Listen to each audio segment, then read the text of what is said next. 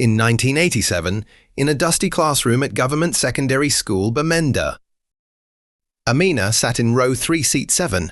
Joseph was right behind her in row. So he passed a folded note instead. That little piece of paper changed everything, even though she didn't know it yet. The next day, he tried to get her attention the only way he could think of. "You have ink on your nose." There was nothing there. She turned around, annoyed, and Joseph was already staring at the blackboard. That was his first clumsy hello, and somehow it worked. Years later, they were both in Maliko. Buea, struggling through university. There. Hostel room was 3 by 3.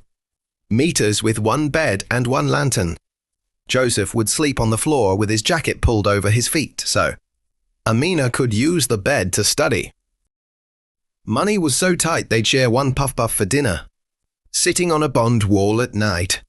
Breaking it into 4 tiny pieces and laughing quiet so nobody would hear. They graduated from the University of Buea, hoping situations will change one day.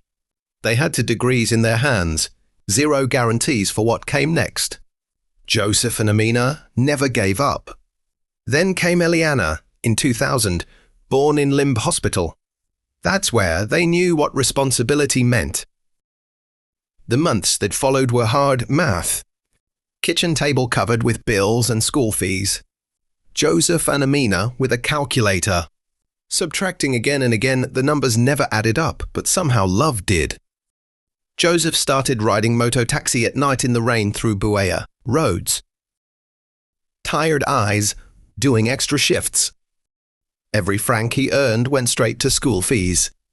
Amina was sewing school uniforms after the kids slept, and she kept pushing hard. Her eyes were tired, but her hands didn't stop.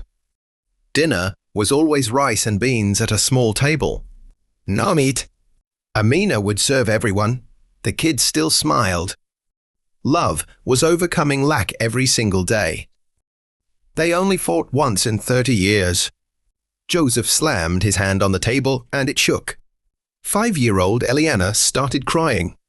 Amina stood there angry and hurt. Afterward, there were no words.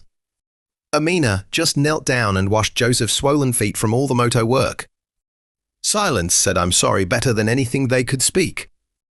In 2019, everything shifted. Pauline, 14. Won a laptop from an essay competition. This changed everything. Amina and Joseph were shocked and so proud.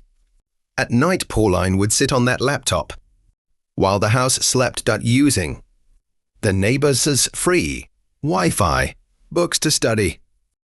While everyone rested, she was building her future. At 18, Pauline was in a modern office in Muela. Already successful, she always sent money to her family. She smiled with tears.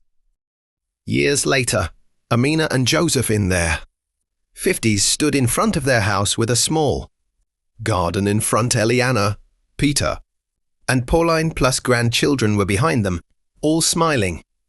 It was relief. It was pride. It was home.